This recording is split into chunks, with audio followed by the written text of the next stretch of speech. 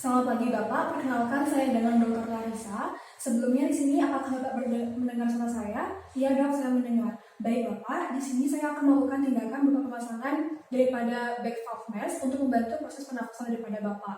Nah sebelumnya saya izin nih Pak untuk melakukan hal tersebut. Baik, di sini saya akan menyiapkan alat dan juga bahan. Sebelumnya di sini saya akan melakukan teknik aseptik terlebih dahulu. Kemudian saya akan menyiapkan alat dan juga bahan, yaitu ada masker yang telah sesuaikan dengan ukuran daripada wajah pasien, kemudian ada back valve, juga ada selang oksigen dan sumber oksigen di belakang saya. Baik, selanjutnya di sini saya akan menghubungkan terlebih dahulu antara masker dan juga back valve, kemudian akan saya hubungkan juga selang oksigen dengan sumber oksigen. Kemudian selanjutnya di sini saya akan memutar daripada oksigen terlebih dahulu untuk mengalirkan oksigen sebesar 12 liter per menit. Selanjutnya di sini karena pasien dalam kondisi yang sadar, maka saya tidak akan melakukan tindakan pipa orofaring. Dan juga di sini pasien tidak mengalami lidah yang terjatuh ke belakang. Selanjutnya, di sini saya akan melakukan pemasangan daripada back valve dengan metode single handed, di mana di sini saya beranggapan bahwa ini merupakan bagian hidung daripada pasien dan juga mulut, dan inilah bagian daripada dagu pasien. Selanjutnya, di sini saya akan memasang masker atau sungkup terlebih dahulu di sini. Kemudian di sini menggunakan metode single handed, di mana di sini saya akan meletakkan kedua jari tangan saya, yaitu jari telunjuk dan juga jari ibu jari, dan juga 3 jari lainnya pada bagian dagu. Dan di sini pastikan juga bahwa masker itu menutupi seluruh lapang daripada mulut dan juga hidung, dan juga tidak ada celah. Kemudian saya akan mulai, di mana 3 jari yang lainnya akan menopang daripada dagu untuk membantu proses daripada ventilasi ini. Kemudian melakukan ventilasi setiap 5 detik sekali.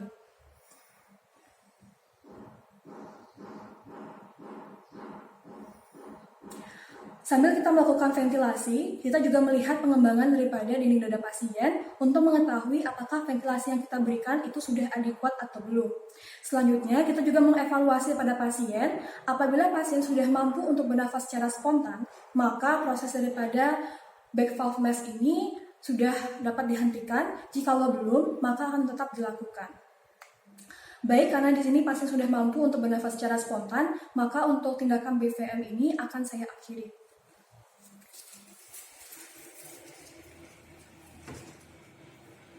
Baik Bapak, selanjutnya di sini saya akan melakukan tindakan berupa pemasangan kanulasi vena perifer atau yang lebih dikenal dengan pemasangan infus. Nah sebelumnya saya ingin mengkonfirmasi sedikit nih Pak, apa benar dengan Bapak Ahmad? Benar dok, untuk umurnya 29 tahun apa benar? Benar dok. Kemudian setelah tadi saya baca di rekam medis bahwa Bapak mengalami jatuh daripada atap, kemudian Bapak juga mengalami adanya hematom atau adanya pendarahan pada bagian leher, dada, dan juga wajah. Apakah benar seperti itu Bapak? Baik, kalau begitu ada gangguan pendarahan nih Pak. Selanjutnya di sini juga ada riwayat tidak ada riwayat alergi obat nih Pak. Apa benar seperti itu? Benar dong. Baik Bapak, di mana di sini tujuan daripada pemasangan infus ini adalah untuk membantu atau mempercepat pergantian cairan yang hilang daripada Bapak dan juga mempermudah pemasukan daripada obat. Nah sebelumnya apakah Bapak bersedia untuk melakukan tindakan ini? Ya dok, saya bersedia. Baik, kemudian saya akan menyiapkan alat tambahan dulu nggak Bapak? Kemudian di sini saya akan menyiapkan alat tambahan, yaitu ada handscoon, handscrub, kemudian ada bengkok, ada comb, kemudian juga ada HEPA-Fix, alcohol swab, kemudian ada stempel pasien, kemudian ada kasa steril, ada tourniquet, ada infus set, kemudian juga ada albocat. Albocat di sini yang harusnya digunakan pada pasien adalah 20G, tapi karena ada keterbatasan pada peragai saya, maka saya menggunakan 18G. Selanjutnya di sini saya juga ada NaCl 0,9% sebagai cairan infus. Terlebih dahulu di sini saya akan melakukan aseptik sebelum saya menyiapkan daripada cairan infus dan juga infus setnya.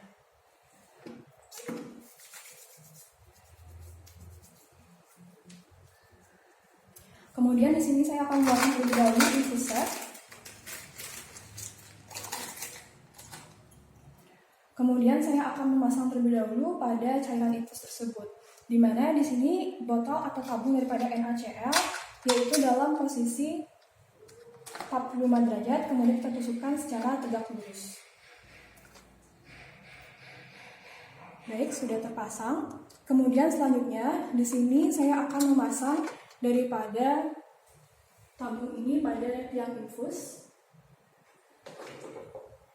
Kemudian di sini saya akan mengisi terlebih dahulu tabung infusnya sebanyak setengah daripada tabung.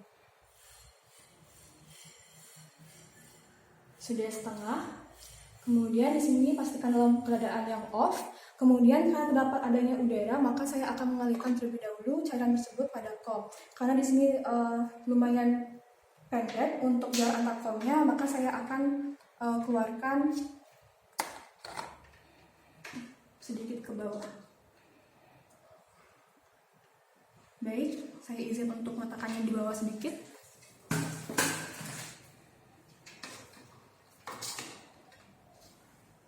Baik, sudah tidak ada udara yang terlihat. Kemudian meletakkan infus set ini sejajar dengan tabung.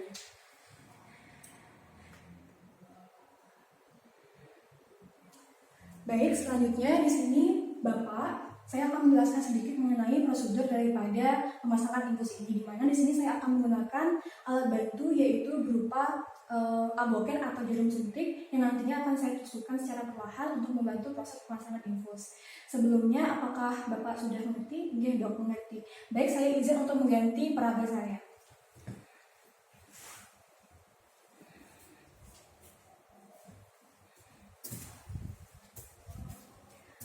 Sebelumnya Bapak, untuk tangan yang lebih sering digunakan sebelah mana ya Pak? Sebelah kiri dan sebelah kanan dong. Baik. Kemudian di sini saya akan mencari terlebih dahulu untuk vena yang ideal nih Pak.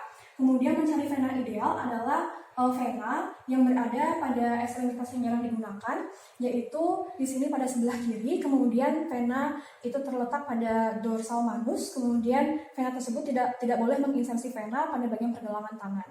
Kemudian setelah itu di sini saya akan mulai untuk proses aseptik terlebih dahulu dan memasang handscoon. Lakukan teknik aseptik. Kemudian memasang handscoon.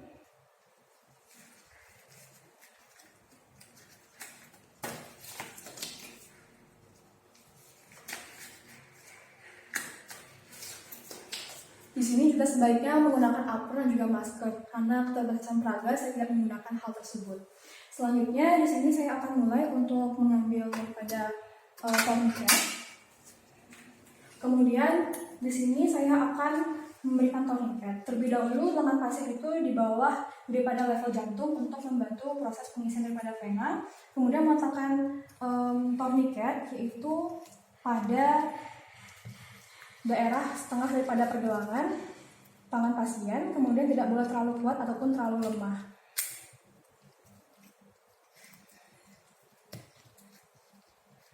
Baik, selanjutnya di sini saya akan membersihkan terlebih dahulu daerah insersi daripada pasien menggunakan alcohol swab.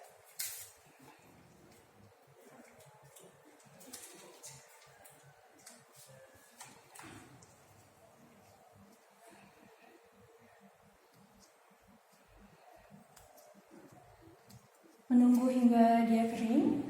Kemudian di sini kita akan melakukan injeksi anestesi terlebih dahulu. Kemudian setelah itu di sini kita akan mulai pemasangan daripada aboken. Yang dimana di sini saya akan melepaskannya terlebih dahulu.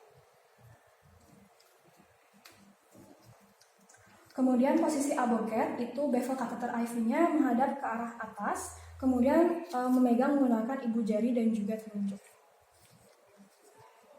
Di sini karena keterbatasan daripada peraga mungkin akan sulit untuk memasukkannya. Kemudian ibu jari itu memfiksasi daripada vena yang akan kita tuju.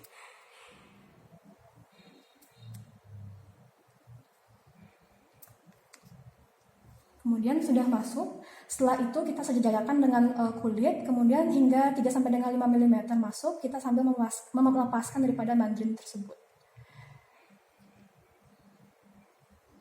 Seharusnya di sini akan tampak adanya flash, tetapi karena keterbatasan peraga, maka tidak tampak adanya flash. Selanjutnya kita akan memasukkan aboken tadi ke tempat semulanya dengan proses aseptik. Kemudian kita membuangnya pada bengkok. Setelah ini masuk, daripada aboken telah masuk, maka selanjutnya adalah untuk menghubungkannya dengan infus set terlebih dahulu. Kemudian melepaskan daripada avocat.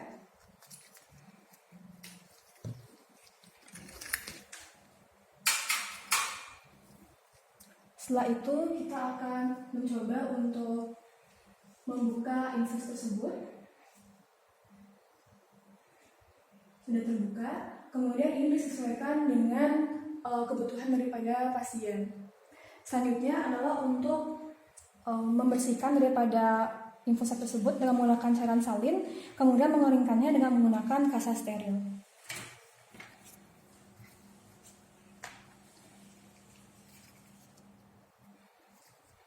Kemudian selanjutnya di sini kita akan memfiksasi daripada infuser tersebut dengan menggunakan plester. Atau saya di sini menggunakan HIPAFIX. Di sini kita akan memasang plester tersebut pada daerah daripada antara infuser dan juga kateter. Kemudian di sini kita akan membentuk V. Kemudian V juga. Mohon maaf karena ini peraganya tidak terlalu bagus, maka sedikit kurang terfiksasi. Setelah itu di sini kita akan memutar sedikit daripada selang infus tersebut.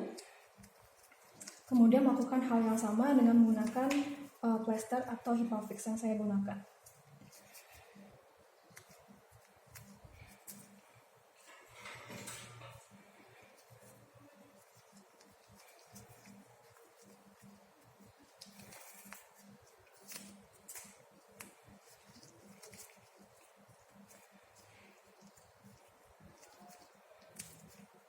Dengan membentuk huruf V juga.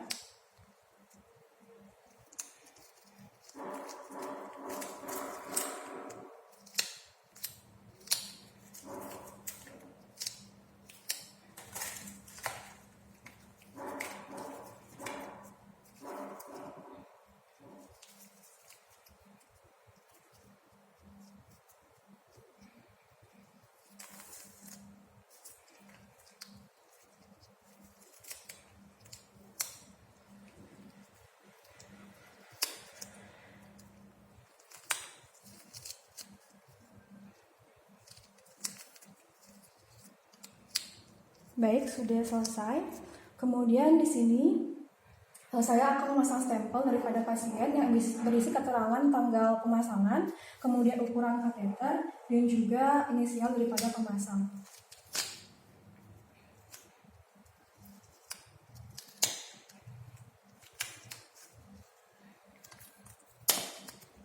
Baik, sudah selesai. Baik Bapak, untuk pemasangan infusnya sudah selesai. Saya izin untuk membersihkan tangan terlebih dahulu, guys. Kemudian melepaskan sarung tangan. Kemudian melakukan teknik aseptik. Baik Bapak, di sini untuk pemasangannya sudah selesai. Sebelumnya saya mohon Bapak untuk tidak terlalu banyak bergerak, kemudian jangan sampai kotor ataupun basah. Kemudian apabila ada pembengkakan ataupun rasa nyeri ataupun terlepas secara tiba-tiba, tolong segera diinfokan kepada kami, ya Pak.